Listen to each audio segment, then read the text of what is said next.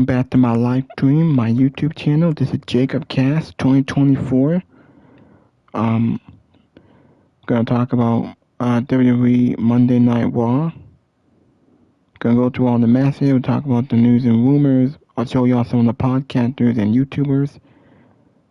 Um, hit that like button, leave a comment. Please subscribe to my channel. Let me know in the comment section below if y'all want to see more. I'll make it like an hour and 10 minutes. Enjoy this video. Just want to say thank you for watching. Thank you for all the support. My video was sponsored by Just Alex, Judy from New York, Solomon the Sound Off, and other podcasters that I know of. Now, this is the first Monday Night Raw of 2026. This is, I don't think he said day one, but this is the first Raw. The 1 year anniversary of the Netflix debut. Not much happened on the show. This show felt like a thinker. Nothing much happened. There was no Chris Jericho. We did get 2 title changes tonight. The main event, CM Punk and Bron Breakker for the world title. Underwhelming and disappointing. Becky Lynch won back the IC Women's Champion from Maxine Dupree. Io Sky and Rhea Ripley are the new tag team women's champions. We did get a face-to-face with AJ Styles and Gunther. Stephanie Valkyra, she kicks off a 2026 special interview. I'm glad there's no more Nikki Bella, but it looks like Raquel Rodriguez, she's going after the title. We did get Liv Morgan defeated Lyra Valkyria. We know the Usos are champions. Kyrie kicked out. Rhea went for the riptide, but Asuka knocked Rhea into Io, and then the Kabuki Warriors double-teamed Rhea. Io made the save, and then Rhea was finally able to deliver the riptide on Asuka. Io came in with the over-the-moonsault, and then Io took out Kyrie, and Io ended up pinning, or maybe it was Rhea, but one of them pinned Asuka. New tag team champions crowned. It was a good match. I'm a little surprised about the title change just because the Kabuki Warriors did look a bit weak over the past few weeks leading up to this show, and I figured the champions were surely going to retain here, but nope. We have new tag team champions, and it was in fact Rhea that pinned Asuka. Thank you for that, Todrick. I feel bad for Kabuki Warriors, but I'm happy for Rhea and Io. They're very good. If the Wyatts are not, Ido and Rhea and Io were baby faces finished, that would be the swerve of all swerves. I don't really think it's a good idea. I think Jericho's better off having his final run in WWE, but we'll see. It's wrestling. Never say never. Oh yeah, I also wanted to mention, Javon Evans is officially become a part of Monday Night Raw. I thought I'd be on SmackDown, but he's on Monday Night Raw. Adam Pearce announced it. He was on the show tonight. So Evans is no longer going to be on NXT. He's on Raw. Let's see how he does, how long that's going to be. There was a bad day 7 with Raquel attacking. She had the only bad day so on Stephanie Valkyria. Stephanie had to sell a knee injury. Now that segment with AJ Styles slapped the disrespectful Gunther, is that gonna be WrestleMania or we'll have to wait and see. Yeah, sometimes we do, sometimes we don't. Like the Frankensteiner was the part that really kind of stood out to everyone. Hey guys, what's up? We're back on the Monday Night Raw post show. Santi, it's been a minute, but we're starting the new year off, 2026. This is the first Monday Night Raw of the year, so let's just get right to it. Did this Raw live up to your expectations? Okay, I love that you started with this. I think that if we got this Raw in the middle of June, I think we'd be over the moon. I think this is a solid Raw that moved the needle, that had solid matches, a 40-minute main event with a definite conclusion, which is a rarity. We had a great women's match in Liv and Lyra. We had 2 title changes. AJ Styles and Gunther had a great segment. All of the stuff that happened on Raw was good. It's just that it felt like the energy that was promised for this show just wasn't there. It didn't feel like this ground shifting episode of Monday Night Raw. It didn't feel, even though I actually, funnily enough, I think that this is a better episode of a Raw Netflix first episode of the year than last year. Last year brought the energy. Last year brought the hype. I don't feel like we got it this year. Does that make sense? Yes, because I was in the building for the Raw Netflix premiere, and I felt like I was at Raw WrestleMania.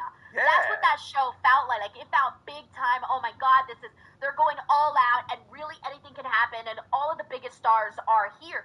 And here's the thing, though, is that same feeling that we had for the Raw Netflix premiere, I went into the show seeking a very similar feeling. Of course, I knew it wasn't going to be to that level, to that degree, but I was still expecting, I guess you can say, a little bit more. I think that this was a very fine episode, and I loved the main event and other moments that happened during the show, but for the first Monday Night Raw of 2026, I don't think that it had that same, like you said, electricity that we wanted to feel on the show. Again, not a bad episode of Raw, just didn't have that Monday Night Raw electricity feel to it. Yeah, I think we're in the same page. Like, if you break it down, you don't get to break the walls down, but if you break it down, I think this was a solid episode. But even though it was solid, it still feels like it disappointed. God, we are so obnoxious as wrestling fans. I was good, but I don't know that it was good enough. God, we're so pathetic. But it's true. It's true. So are we spoiled? Do you think that we're spoiled? Yeah. Let's show the other podcasters on the Staying game, live on your the essential YouTubers, workflows, like lunch. gamers Get started and at podcasters easygear.com. and YouTubers I want to show y'all. Explore new horizons and enjoy quick and simple mod management. Damn it. Jeez, I hate these damn commercials. This big where we know, all right, they're going to be coming in, keep a lookout for them, is between now and WrestleMania, which is still 3 or 4 months off. 3, you can see him turn up at any moment. From this Friday in Germany to WrestleMania to the night after WrestleMania. It could happen really anywhere, the Rumble, wherever, but we're going to see him, and it's kind of fun just to sit here and wait and wonder when he's going to appear before us.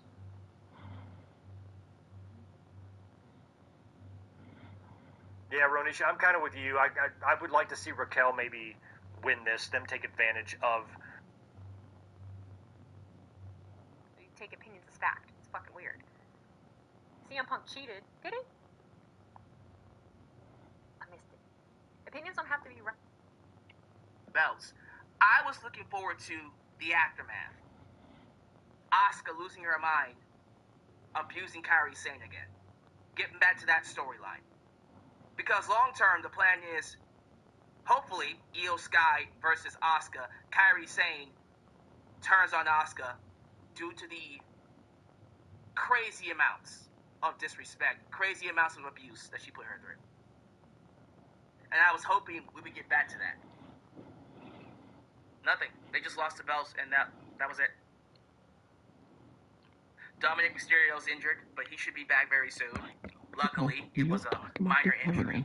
He'll be back before Royal Rumble. I was going to say WrestleMania. Yeah, definitely before WrestleMania, but before Royal Rumble. Stephanie McCurr, I'm not too sure if her injury tonight was staged, a storyline injury, just to add some intrigue to her. I think the Gunther segment was good, setting up the match with AJ. I think the Stephanie segment... First thought was, he tore his tricep doing a suicide dive against John Moxley. That's exactly what I thought too. And so, and I don't want to jinx anything, I'm not putting this out there or anything. But, when he came back, there were obviously, he got injured pretty quick. Yeah, and, Shotzi worked in a wedding dress. She should have done it. I want to become one of those podcasters. Yeah, that's pretty. I gotta say, of all the excuses to not work a holiday tour, I gotta say the wedding's a pretty solid one. Oh, man. I feel like a grade A dipshit now. Thanks, guys. Appreciate it. Hey, thanks for at least letting me know. Running from the grind. Oh, it looked like a beautiful wedding, too. It really did. Congrats to Maxine. For not working the holiday tour.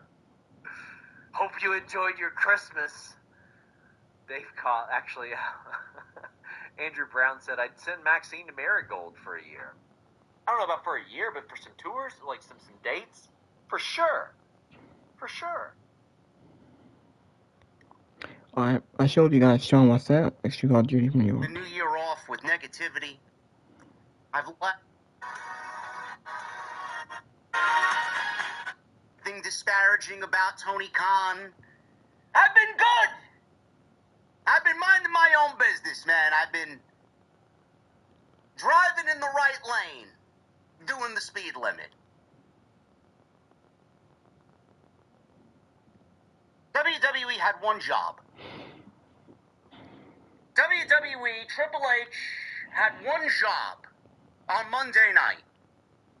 That was to follow the excitement that we all felt coming out of Friday Night SmackDown.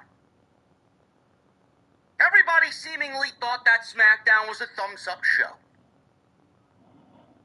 We got Zack Ryder, now Matt Cardona in WWE, going by his real alias in WWE now. We got Jordan Grace. We got Carmelo Hayes lighting it up on Friday nights. Drew McIntyre and Cody Rhodes had a banger segment before their 3 Stages of Hell match on Friday. Monday night had one job, and that was to set the tone on Monday nights going into the Royal Rumble to kickstart the new year. What they did was once again visit Sesame Street, knock on Elmo's door. Hey, Elmo, how you doing, bro? How you doing, man? Listen, what do you got for Monday night tonight? You're not home? Cookie Monster. How you doing, man? What type of cookies you want there? You want chocolate chip cookies, oatmeal raisin cookie, peanut butter cookie? What are you, cherry chocolate? What do you want? Pistachio? What is this, snickerdoodle? What do you want? You fucking slob. What do you want? No, Big Bird! Big Bird, how you doing, brother? Listen, what do you got for the Raw script? What? Nothing? All right. Bird Ernie. How you doing, bro? Well, what's the Raw script look like tonight? Oh, you don't know? This is the Counts. Oh, okay. Counts, how you doing, brother? What's the Raw script looking like?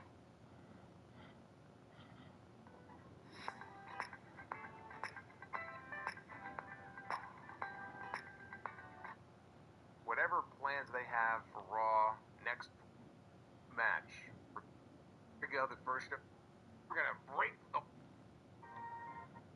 hardly anything right tonight. Tonight, the big promotion was Stranger Things because, of course, we have to have the Netflix tie-in here to the new season. So it was a Stranger Things edition. Oh, it was a very strange episode of Raw. Yes, that is the case. It certainly was. This entire show felt like it was in the Upside Down. But that's what it was. It was the Stranger Things episode of Monday Night Raw here for the first Raw of the new year. And, it's one of these things where you're going to hear from a lot of people who are going to be very upset because they thought that Chris Jericho was going to be on the show tonight and he wasn't there, and damn it, it ruined the entire show for them. And to be fair, WWE has really nobody to blame but themselves when you have Adam Pearce posting on social media this weekend a video hyping up the show tonight where he says, we're going to break the walls down on Raw with 3 huge championship matches. Like, yeah, I don't know. I see what you're doing there. They're trolling us. There was no Chris Jericho on the show tonight. Let's just get this out of the way first. Jericho was not on Raw tonight. I told you on the podcast yesterday. Royal Rumble. If you want Jericho, Royal Rumble. I was not really expecting him to be on the show tonight. Yeah, it makes sense because the Royal Rumble is about surprises and big moments, big returns. Do it at the Royal Rumble. Have him return in Saudi Arabia. Last time we saw Jericho in WWE was in 2018, I believe, the greatest Royal Rumble in Saudi Arabia. That was the last time we saw Jericho. But after Royal Rumble, the greatest Royal Rumble in Saudi Arabia. So it makes sense to have him return in Saudi Arabia. And then we'll see what happens there. But how I mean, having him show up on Raw will kind of take away from that. Really. can I sit here, honestly, and I would say this to anybody who's actually genuinely upset about this. I cannot sit here in 2026 and be upset that we did not have Chris Jericho on Monday Night Raw. If he's going to show up, he will show up at some point. I'm sure he will. But I am not upset that Chris Jericho was not on Raw here tonight. And if you are upset and if you think it ruined the entire show for you because of it, you got to get your priorities straight. Okay, Chris Jericho is not going to make or break a show in 2026. If we learned anything last year, I think we learned that. But put him on the side here for a second. Now, people are big mad about that. You know what you should be big mad about? You should be big mad about how fucking boring this show was. This was the big Raw that they have been hyping up now for weeks. The big January 5th episode of Raw. The big World Heavyweight Championship main event. And they have this title match and that title match. Remember a year ago, the first show on Netflix, how much they hyped that show up? And what a dud that mostly turned out to be. Had The Rock on the show that night. It wasn't even The Rock, it was Dwayne. He was putting over Cody. The last time we saw The Rock, he was feuding with Cody. Now he's putting over Cody like a fucking board member. And all this other stuff. Hogan being booed. Of course, that's one of the memorable Raw moments from last year. And CM Punk was in the main event of that show as well. It was him against Seth Rollins. When you really, hype up a big show like that, it can be hard. You set expectations very high. It could be hard to meet those expectations. My issue with the show tonight, more than anything else, even more than any, one particular match, is how lifeless this show felt. And tonight it really hit me. And there are weeks where, more than others, it will really hit me sitting here watching this show. How many commercial breaks they take at the beginning of a match, or during the course of a match, or in between the matches, where it just feels like, man, didn't we just have one? And then they come back and then nothing really happens before they go into the next one. Tonight was one of those nights.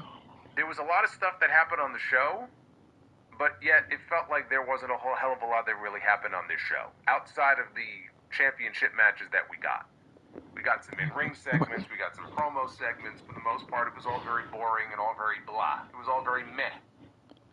Now we had, in the main event tonight, a World Heavyweight Championship match between CM Punk and Bron Breakker. And also, by the way, I should mention, anybody who's going to put the blame on the crowd for this show, in defense of this crowd here in Brooklyn, they didn't exactly have a whole hell of a lot to get loud for. Believe me, the fans in New York generally are plenty loud when you give them a reason to be. And WWE really didn't give them a reason to be tonight. But in the main event, we had CM Punk and Bron Breakker for the World Heavyweight Championship. Bron Breakker, when Seth Rollins went down with his injury, and they had to come up with a new match for Saturday night's main event back at the beginning of November. I know some people were hoping CM Punk and LA Knights, but obviously that was not going to happen. But I was like, you know what? Bron Breakker, CM Punk, strap up Bron Breakker. This is when I was naive enough to believe, given the angle they did, that they were going to push Bron Breakker in a different kind of way. And then they really ended up going a totally different direction with it, where he was just another guy in the vision, which is not how I would have done it, but okay. But I was like, man, you know what? You got to shake things up a little bit here. I would have put the fucking belt on him at the beginning of November. But they waited. And so we got here to the beginning of January. It's like, what are they going to do? What are they going to do? Last week, it really hit me. They're probably not putting the belt on him.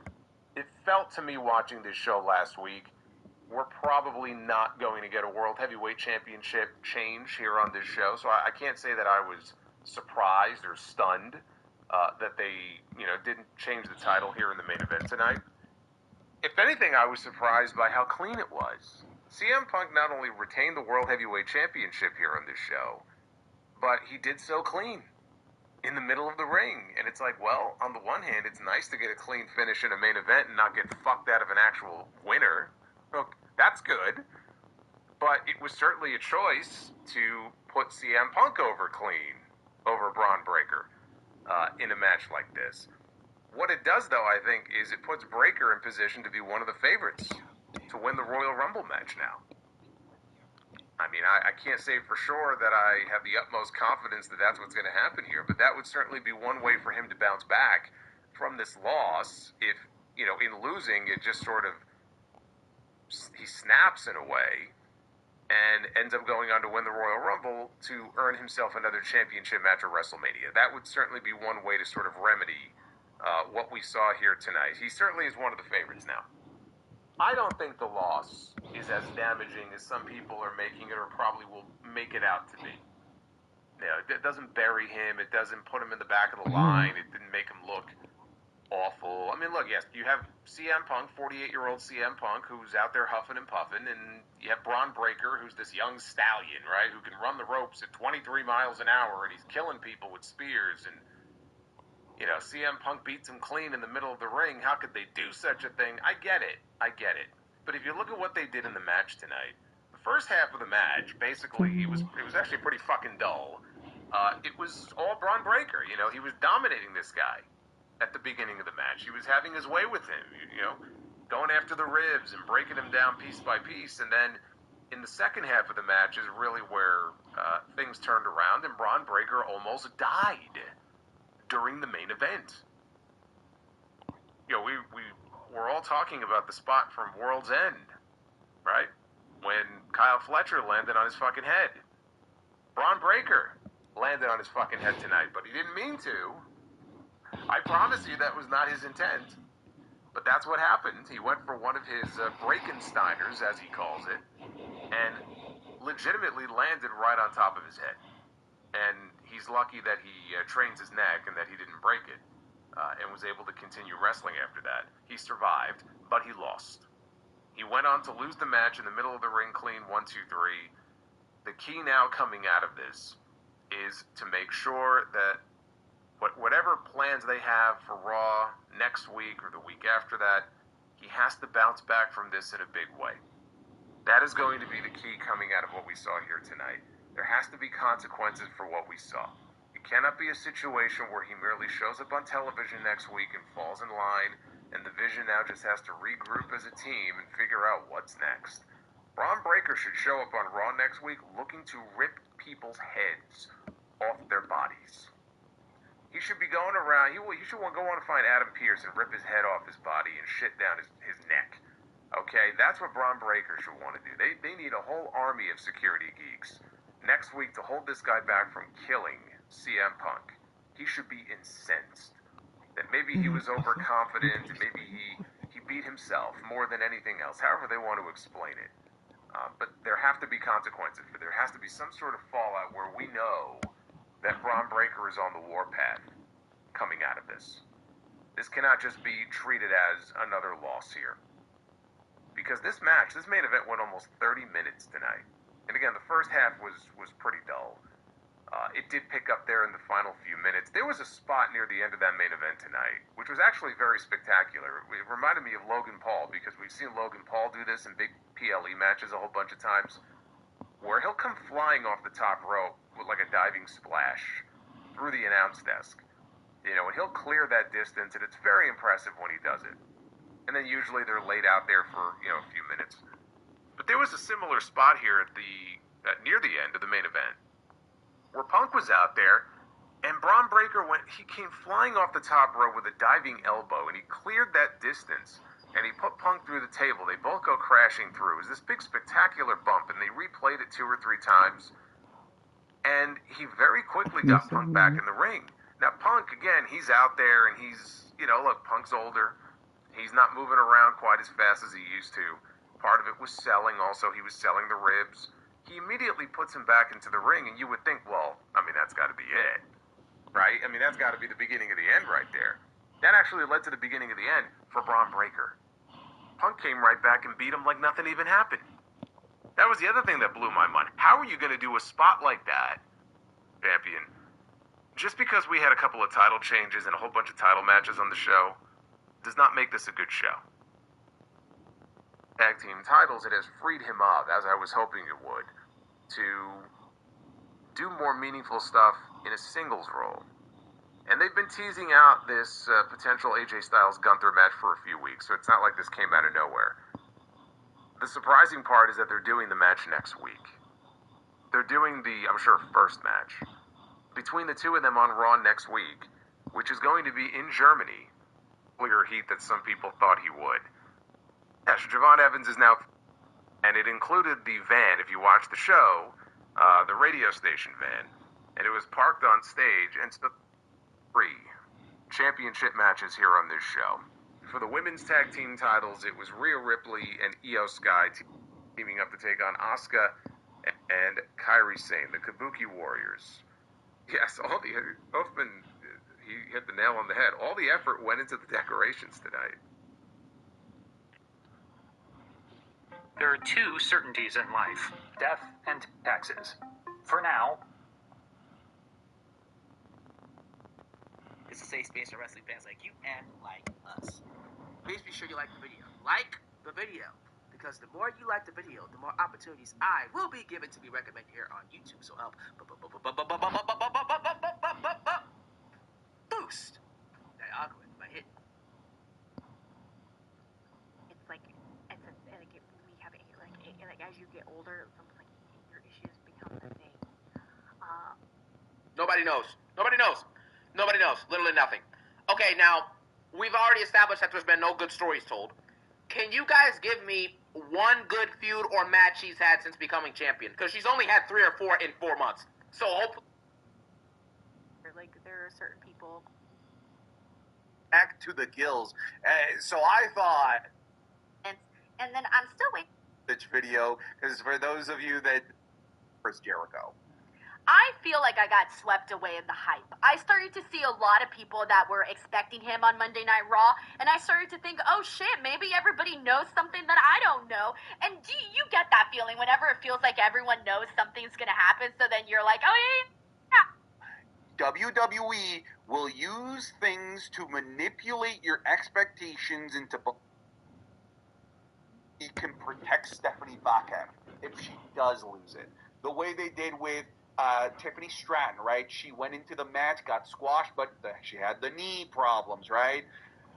I could be seeing something like that play out. But this is, again, for better or for worse, the byproduct of the WWE Unreal era. This stuff typically would be real. But nowadays... And did you think it was the right call to have CM Punk win or not? I think it's the right call, but there was a moment where Bron Breakker won me over during the match where I wanted Bron Breakker to win, which I do think is... Yeah, I was going to say, I think it's a good thing. I think it's great, a great performance from Bron Breakker in that regard, where I started to pull for him even though I wanted CM Punk to win, because I also didn't want CM Punk to finally get a world championship run in WWE after so many years and then lose it on his first defense against Bron Breakker. Nobody wanted to see that either. But what this match certainly did do is make me want more, and I guess I do want it at a bigger stage. But if their plan is to do this at WrestleMania again, because you have Elimination Chamber, Royal Rumble as opportunities for Bron Breakker to get back into that World Championship picture. Let's say they do run CM Punk versus Bron Breakker again, then I do have to question why even do this match in the first place, when you could have saved it for your back pocket and made it, a first ever confrontation as opposed to a rematch. It's the problem that I had with Gunther versus Jey Uso last year, because they did it at WrestleMania, only to have done it up 2 months before at Saturday night's main event for some weird reason. So we'll see. But I saw enough where I'm pumped to see this again. And you know what I liked about this? I actually did like that it ended with no shenanigans, that all the luchadors came in and took out the Vision. I don't think that this hurt Bron Breakker to lose clean, because he didn't lose to Tozawa. He lost to CM motherfucking Punk at the end of the day. It's fine to lose to CM Punk. That doesn't hurt your stock by any regard, especially getting a 40-minute main event with that guy. This was a stellar match. I'm not disappointed at all with the result. By no means. I think more than anything, I came out deflated because there was nothing post-match that I think a lot of people were waiting and expecting. Yeah, no, I think by the time we got to the main event match, I stopped feeling like we were going to get this like major post-match angle. The entire time, I was just hoping that this wouldn't end in some fucking DQ or some weird ass shit that would leave us all pissed off. And the fact that we didn't and we actually got a main event that was very enjoyable. To me, I was like, all right, cool. That's a win, man. I'm going to take these wins where we can get them, especially because I feel like more often than not, I tend to become a little disappointed with the endings of Raw. And this time I wasn't. And I thought it was one of CM Punk's strongest defenses since he became World Heavyweight Champion. So and I'm glad that they finally got the crowd invested in it by the end of it. All right, we got Infamous Radio Loco here who says, how long do you think Stephanie will be out for her next match for Royal Rumble? Well, it's going to play out for a little while. We got JJ Steele here who said, since Bron didn't win the world title tonight, do you see him winning at WrestleMania depending on what happens at the Royal Rumble or at the Elimination Chamber? I think we all have that like WrestleMania dream for Bron Breakker. Like when I envision Bron holding up any world title, I imagine that at WrestleMania. But then again, that's because that's the biggest stage. And when you have a talent like Bron Breakker and you want him to be the future, you want him to be set up and have those big moments. Yeah, I think we're looking at a big moment for a Bron Breakker. It's pretty clear that WWE sees Bron Breakker as a cornerstone of what they're going to be building over the next 20 years. I don't think it's a crazy exaggeration for Bron Breakker to be a main eventer for that long. I certainly don't see, his twitching and his woofing being good enough to get him into Hollywood for us to lose him to Hollywood. Damn, you say he's a shitty ass? Home like late last night. Like now Chad Gable's coming back. Yeah, Chad Gable's coming back jacked to the gills. So I thought, okay, if they still got Ivy here and Chad Gable's around the corner potentially, maybe, that's how Chad Gable wins an Intercontinental Championship. He helps Ivy win it, and then he goes around claiming that he's finally an Intercontinental Champion. Yo, okay, wow. I was going to say, the Ivy stuff, I didn't expect all the extra stuff that you mentioned about Chad Gable, but I was expecting at least to see the Ivy Nile match. Like, I thought that was just going to happen on Raw or something. So, sure. Yeah, I'm a little surprised it didn't go that direction, but I don't know what's next now for Becky. We got Infamous Radio Loco here who says, just wanted to say overall, I enjoyed the show like I normally do. It's my soap opera, like my grandma's novellas. Love showcasing the women for most of the show. Have a great night, you two, and Happy New Year's. Thank you so much, Frank. You're the best. You're so generous, so nice, and so positive, and like it's just great. So thank you so much, Frank.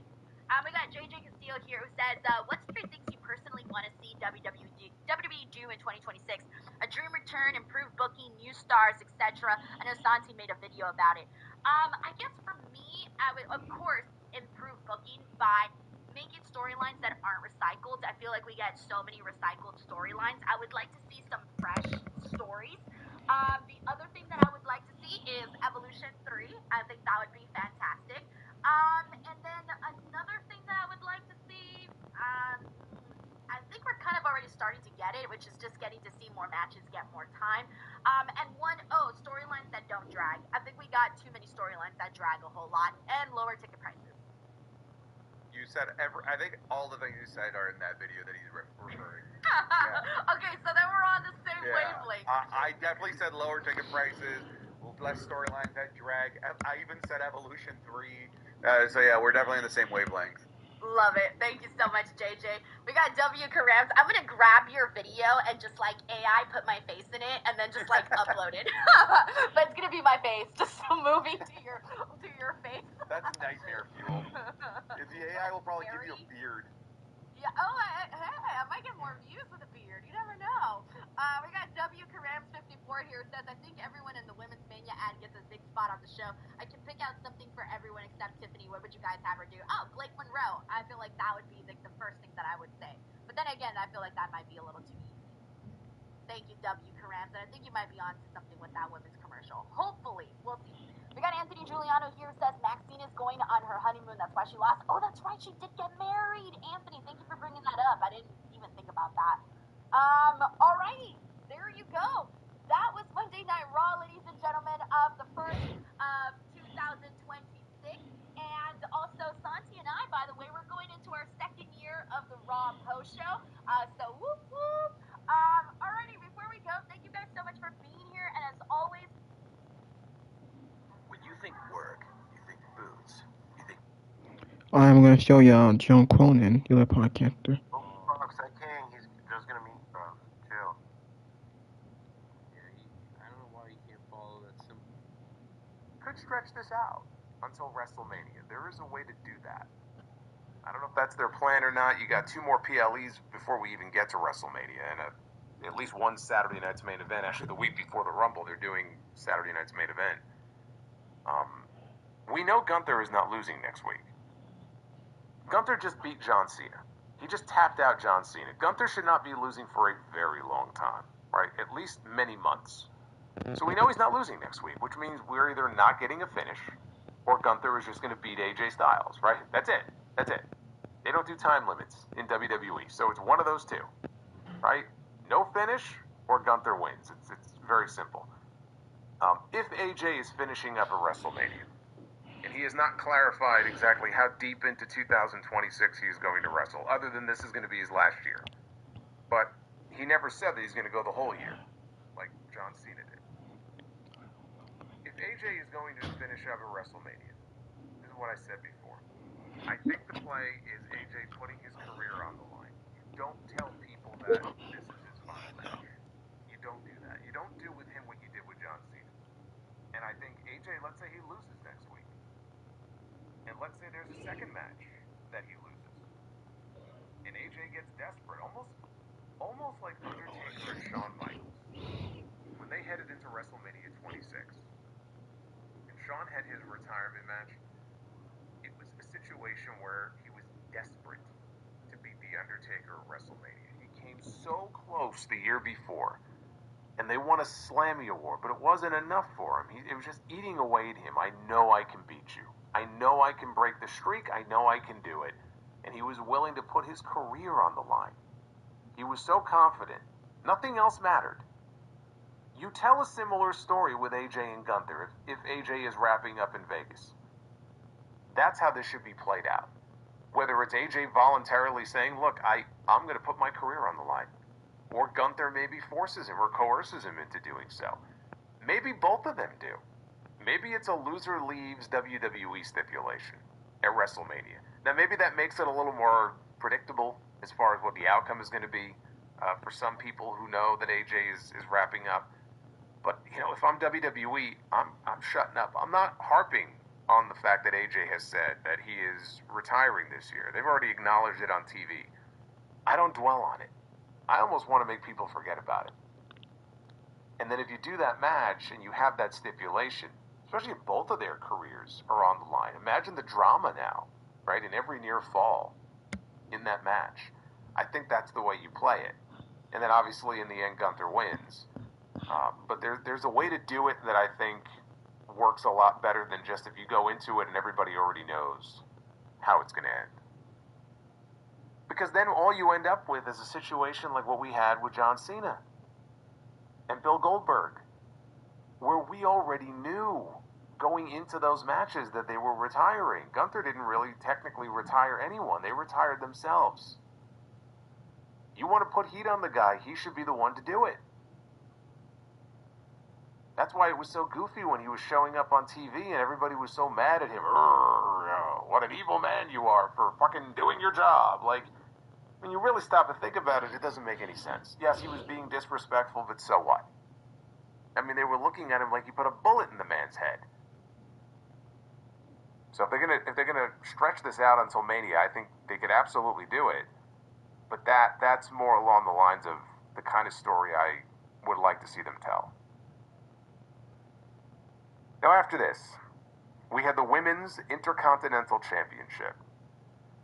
Becky Lynch challenging Maxine Dupree. They got Y2J fans in the crowd chanting for Y2J. So that tells you what you need to know about the beginning of this match with the Y2J chants. Becky tried yanking Dupree off the apron at one point. At Raising Cane's, we focus Hold on. making the most crispy chicken. Let's show you my other podcaster. And the glazing for these fucking suits and ties for these billionaires that don't give a shit about any one of you. And that goes between both companies. You got one fan base who's glazing the fucking head guy because they want a fucking job. And they think if they speak nicely and bow down to Tony Khan, that seemingly another content creator is going to get another fucking job position over there. It don't work that way. They've filled their quota of fucking unintelligent, uninspired, uncharismatic, untalented fucking hacks that are going to get a job over there. And then the other company, the one we're talking about tonight, they seemingly think that this shit don't stink. That everything they do is great, and everything that they do is fucking gonna make headlines and mainstream news everywhere. We are great! No, your show sucks. It is a complete deviation away from where we were only 2 years ago. You've seemingly gotten worse and worse and worse and worse with every passing month, and you don't even fucking realize it. And people continue to pay the ridiculous amounts of money to sit in that building on a cold January night to fucking continue lining the pockets of these greedy, money-hungry, I don't give a fuck about the fans, billionaires. You have nobody to blame but yourself. Every single one of you who went into that building tonight to watch this show, because you know exactly how bad the product was. There's no fucking denying it. There's no hiding it. You willingly went to this show tonight after their worst creative year in years in 2025, thinking you were going to get a different fucking show. A more refreshed WWE. A WWE with their head on straight. Full steam ahead to the Royal Rumble. We're going to get a much different Paul Levesque this year. Every single one of you that accumulated 14,000 plus, you are a small reason why this company will never change its ways. Next time WWE goes to the Barclays Center, I want to see fucking 7,000 people there. I want to see half the fucking people there. It won't be that way because you can't help yourselves. You can't. All those people are aiding WWE and their behavior. All the people who tell me, JD, it wasn't as bad as you're making it out to be. You are aiding in this show being fucking terrible. We're not here for mid. We're not here for, it was all right. We're not here for that. This is a new year, and this should be a new, fresh direction to the company. What did this show deliver to you that was any different than the fucking tape shows that we got over the holiday weekend? Outside of the Stranger Things collaboration, which apparently they needed to do tonight. We got fucking retro 1980s fans and fucking visuals, and every segment had a chapter to it. Bro, if you put more effort into the actual fucking show than you did into the Stranger Things collaboration, I wouldn't be sitting here talking about this shit in a negative light for the first fucking 30 minutes.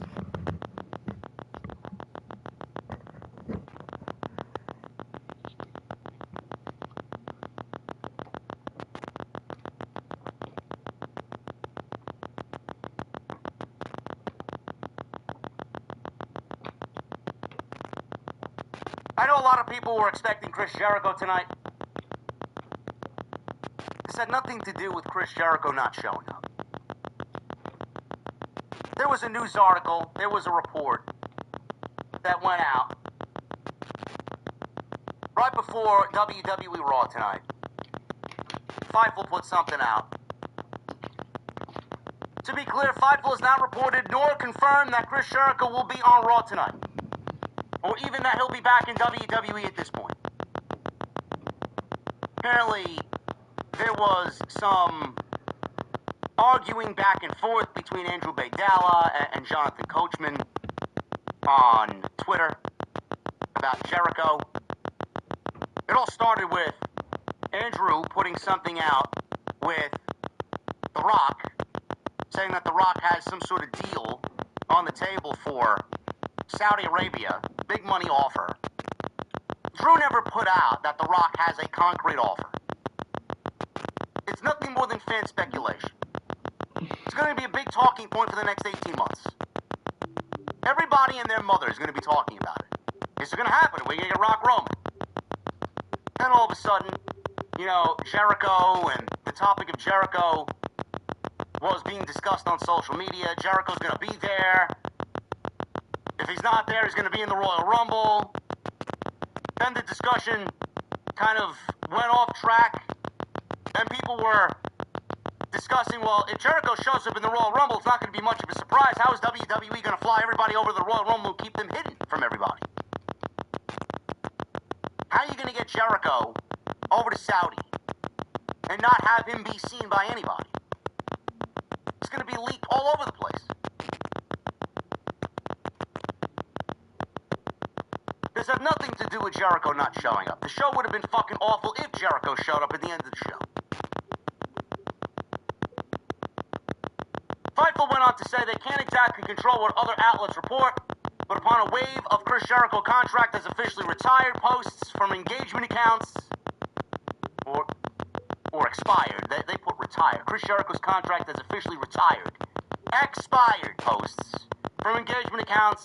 We wouldn't go that quickly on that story. After All Out 22, Jericho re-signed with AEW with the company and was announced as being through 2026. Jericho disappeared from TV in the spring of 2025. Fightful heard nothing about if his deal was extended or frozen during that time. However, Jericho is still on the company's roster page. In addition, on Monday, a number of people in AEW got memos about Mercedes Martinez, Matt Taven, and Alex Abrahantes and their deals expiring. No such memo went out about Chris Jericho. AEW is usually very particular about their roster page, as indicated by removing the 3 names who had their deals expired today. We asked AEW reps in an official capacity if Jericho was still with the company, and they did not respond. We were told that AEW has a great relationship with Chris Jericho, but we're also very aware that their audience has grown tired of him, which led to his absence from All Elite Wrestling. When we spoke to WWE sources, they said that Chris Jericho has not been brought up creatively as of yet, and that he was not factored into the plans for tonight's Raw that they had seen. There was the obligatory, it wouldn't be the first time we got worked, too. So far, Chris Jericho has not been seen at the venue for tonight's Monday Night Raw. This went out before Raw. The summary here, nobody in AEW has been given any indication that Jericho has officially left the company, and sources in WWE have not been told as of yet that Jericho is there, coming in, or will be factored in.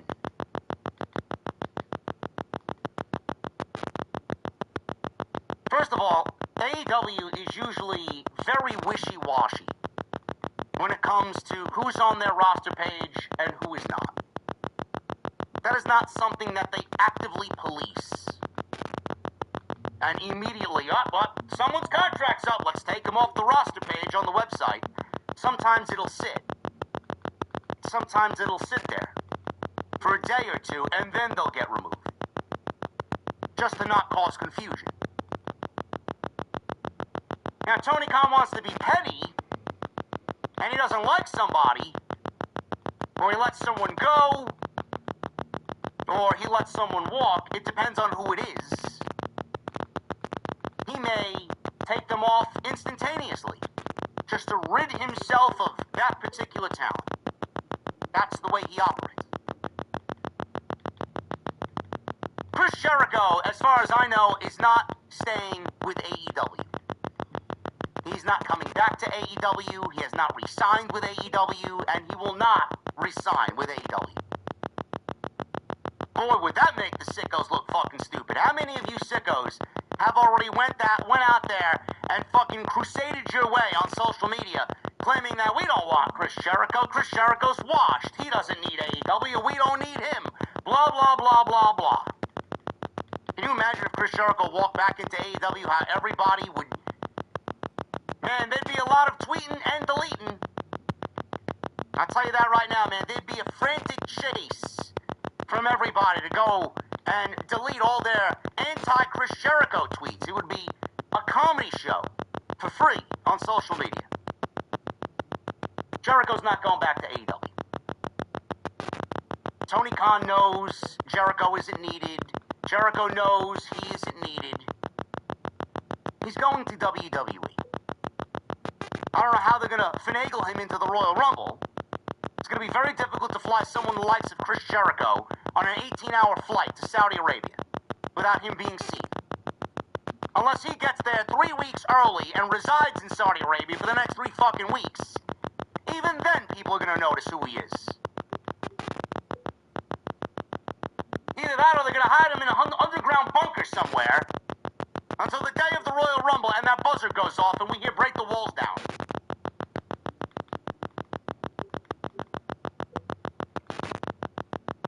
I was hoping that Jericho showed up on Raw simply because we needed something to fucking talk about. Instead, we're talking about how awful this fucking show was tonight. Something I didn't really want to do. I wanted to talk about what I liked on this show. We will.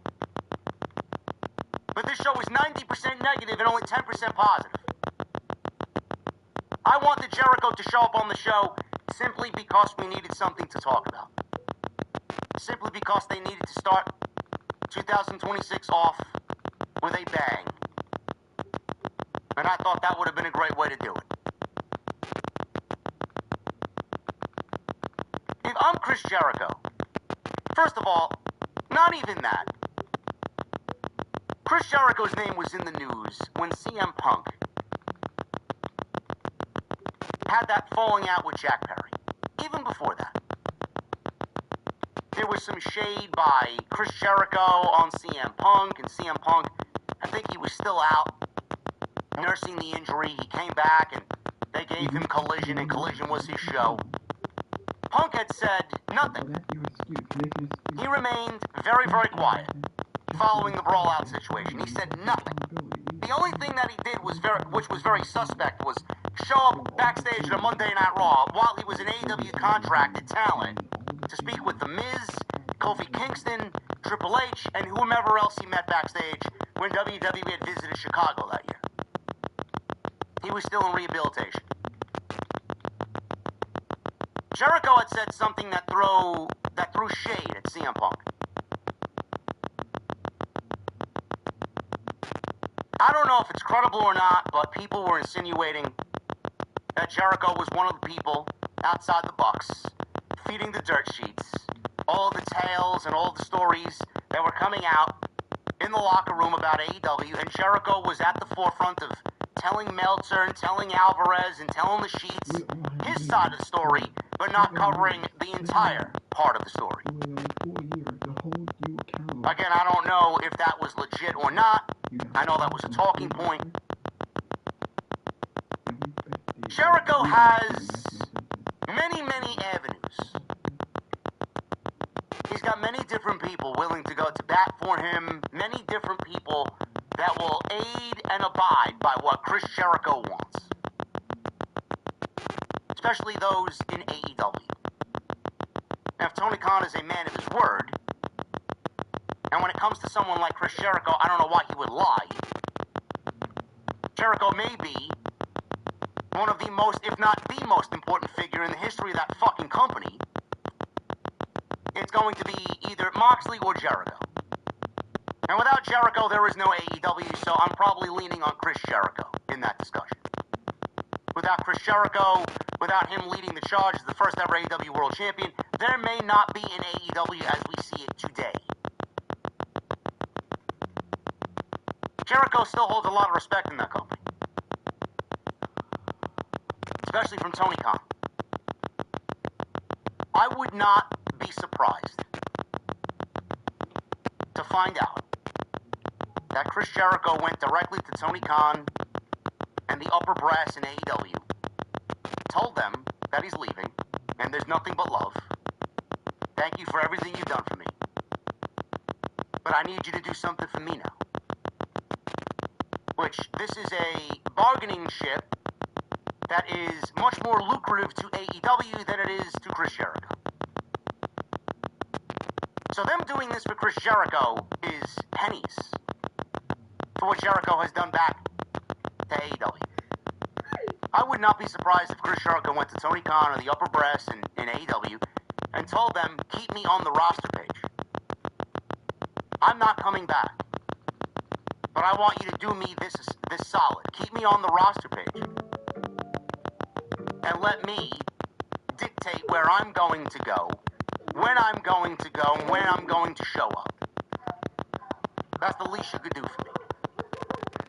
Jericho is always a man shrouded in mystery. Always loves to play the marks. Always loves to be a showman. Always loves to be the guy in control, thinking 3 or 4 steps ahead of everybody else. So there'll be false reports. There'll be misinterpretations and misinformation out there. Him lingering still on the AEW roster page does not surprise me. It's Chris Jericho. I think we all understand where he's going to end up. It's not that big of a secret. You got people aggregating and engagement farming. Chris Jericho signed a new deal with AEW. Chris Jericho's not leaving AEW after all. No, Chris Jericho's very much gone. He's very much gone. But for anybody to not think outside the box and think, well, maybe this is all being done by design. Maybe it's Tony scratching Chris Jericho's back for all the work that Chris Jericho did for Tony Khan in 6 fucking years. Why would Tony Khan disregard and disrespect and throw away a friendship with Chris Jericho so willingly, so easily, all because he's going to work for Paul Levesque? Could he have shown up tonight? Yes. Showing up tonight would have been too easy for Chris Jericho. I would have loved to see him. Just because of the fucking show we got. And just because it would have started the year off the right way. But maybe Jericho's got something else in mind. Maybe he thinks, I think the Rumble's better. I'm not believing any of these reports. Oh, he's on the roster page, that means he's not going anywhere. No. Now, Chris Jericho is very much a master troll. He's on the AEW roster page because, and this is just me, I'm not going to be coachman and put fucking news out there just because I have sources. This is my opinion. I very much believe Jericho requested to remain on the AEW roster page, just to throw everybody off. I don't find that to be that far-fetched whatsoever. That's the latest on Chris Jericho. That is the only time I will be mentioning Chris Jericho here. Nothing else regarding Chris Jericho will be uttered on this show. I know it was a big deal coming into this. I know everybody was excited to see him. Not everybody, some of you. I thought he would have fit perfectly in the main event. We had discussed maybe he joins Division, maybe he comes out at the end of the show after Punk beats Bron Breakker. Maybe we get Punk versus Jericho at the Royal Rumble. None of that happened. None of that happened. We could still very much get him on next week's show. I'm assuming Punk's going to be defending the title at the Royal Rumble. Who will he be defending the championship against? That's what I want to know. All in all, it was not Stranger Things, it was awful things. This show was not good tonight. And if you thought it was good, God bless you. You're part of the reason why WWE actively continues to do the things that they do, and they do not change. The show was not a good start for the new year. We're going to get into everything that happened tonight. I appreciate you guys being here on this Monday evening. Tonight we're sponsored by Blue Chew. Blue Chew Gold! I'm going to stop you guys right there. Because after sitting through this episode of Monday Night Raw, we need to talk about some Blue Chew Gold. Stranger Things crossover, a dead New York City crowd, commercials every 5 minutes. That show had no energy, no rhythm, and no finish. That's exactly why Blue Chew Gold exists. Because Blue Chew Gold is their most powerful formula yet. It's got the same active ingredients as Viagra and Cialis, plus a boosted blend designed for stronger performance and longer lasting results. You take it once a day, it's chewable, no awkward doctor visits, no waiting in line at a pharmacy, and it ships discreetly to your door, unlike WWE Raw, which should have stayed discreet tonight. Let's be honest, Bron Breakker and CM Punk deserve better. The crowd deserves better. And if your performance ever feels like it's stuck in a commercial break, Blue Chew Gold makes sure that doesn't happen. So here's what you do. You go to BlueChew.com, use promo code JD, and you get 10% off your order. BlueChew.com, promo code JD, because your night should end stronger than this show did. And unlike WWE Raw, you don't need 5 breaks to get the job done. BlueChew.com, code JD. I want to thank them for once again sponsoring the show tonight. Right here on OTS. Well, they need to change that law here. Follow me on social media at JD from NY206, Twitter, Instagram, TikTok, and Cameo. Shout out to all the cameos that I've gotten in the last 2 weeks. We've gotten a great request. As of last night from my guy Gary. Gary, what's up, brother? You continue being the inspiration that we all know you are, Gary. Fuck the trolls and ignore the fucking noise. Just do you. It's not worth it. They're not worth it. And they are insignificant. Twitter, Instagram, TikTok, and Cameo. Hit that subscribe button down below. Turn on the bell for notifications. Go check out all the great content on the channel. We're live tomorrow night, first TNT of 2026. With myself and the Sala Monster. Episode 128. Did you guys know that last week's TNT had a 58-minute watch time? The biggest in the show's history. Well, thanks to you guys. And for all the people, because I see you and I hear you. Well, the only reason why I watch TNT is because Sala Monster, JD's just there. TNT, the only reason I'll watch a JD show is to watch it. That's all that matters. And if you don't like me there, I don't know what to tell you, man. That's more of a you problem. So we'll be live tomorrow night with the Sala Monster, episode 128. Hit that thumbs up. We already have 750 likes. I want everybody in this chat that has not hit that thumbs up to hit that thumbs up. 1,000 likes is the goal. Super chats are open, get them on, and we'll hang out at the end of this show. And again, tonight we're sponsored by Blue Chew. I want to thank the great team over at Blue Chew for another great year. Right here on Off the Script. I gotta shout my guy out because he got the party started tonight.